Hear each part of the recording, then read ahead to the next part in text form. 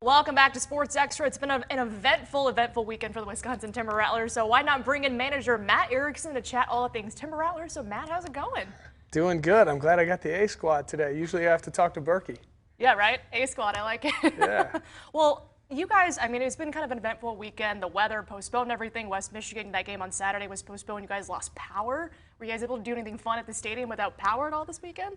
It was a crazy day. I was at home with my kids. We were in the basement. There was some strong straight line winds, as everybody knows. But yeah, power out at the stadium. Our players didn't even show up yesterday.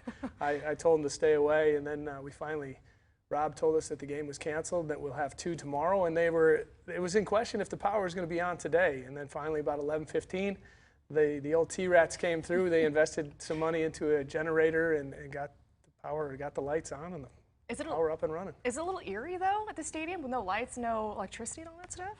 It was, yeah, there's some parts of the stadium that got a little dark, but we opened up some doors. We had a beautiful day today, so there was a lot of natural light, and we have a bunch of 20-year-old boys, you know. They found a way to have fun. There's now a party deck on the third base line, so there's some foosball, there's some air hockey.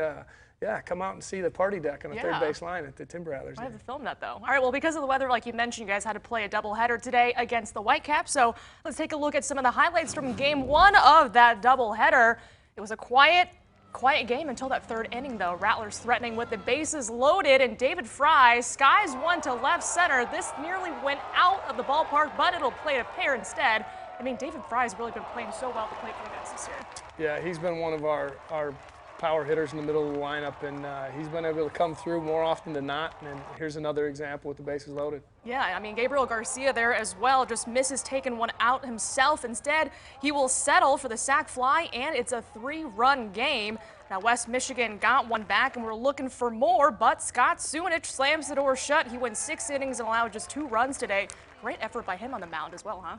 Yeah, he always gives us a great performance. You know, he usually gets deep into games. He leads our team in decisions. I think today he got his 7th win, but he's got 17 decisions, always gets deep into the game.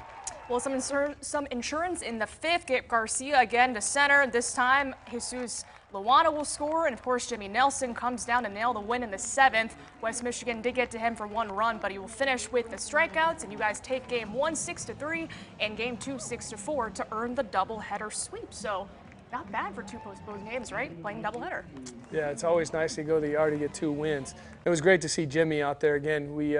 I was his manager when he was a Timber Rattler many years ago, and to see his progress and his development on and off the field. Yesterday he came in to my office and he was showing me pictures of his family. He's got 2 twin girls, youngins, and to watch him grow up, and he's a prime example of things didn't go great for him when he was a Timber Rattler the first time, and he learned from his experiences, did a heck of a job going step by step through our system, and became a quality Major League pitcher. Well, speaking of Jimmy Nelson, I mean, one of the draws for the game today in Game 1, former Timber Rattler back in 2011, like you mentioned, when he closed the game out in the 7th. His final stat line for the game, 2 hits, a run, and a strikeout as part of a 21-pitch inning. I mean, you talked about having the big leaguer in town, but what is it like just for your young pitchers to kind of learn from him while he's here? Yeah, Jimmy Henderson, our pitchers have a great setup right now with Jimmy Henderson as our pitching coach, and then to see Jimmy Nelson come there today, and we had a little discussion with them today about how he dealt with some adversity early in his career, and everything wasn't just easy for him, and now Jim Henderson, our pitching coach, talked about his preparation and how physical he is now, and what he's done to keep his body strong. Then had some adversity with the surgery, and now coming back from that. Obviously, all of Brewer Nation wishes him the best. Give up a couple knocks there, but you know, trying a couple different things there, and you know, this is time to work on some stuff as well. So, but overall, yeah, it was good.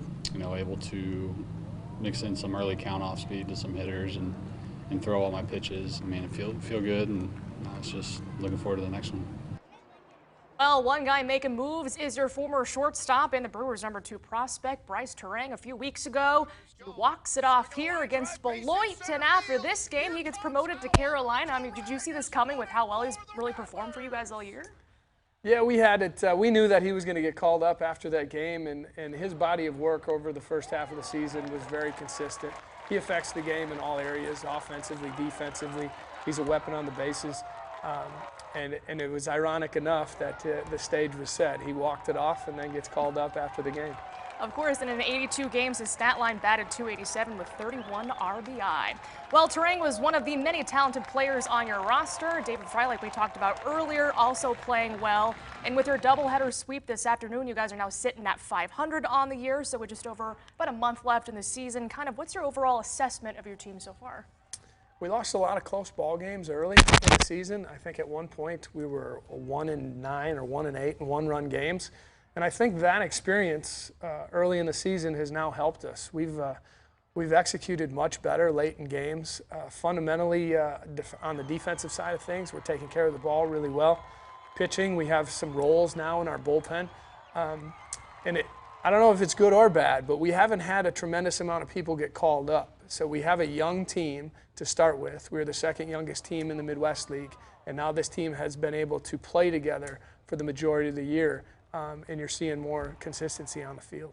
All right, love it. Matt Erickson, manager of the Timber Rattlers, and you guys will finish out your series with the Whitecaps tomorrow at noon.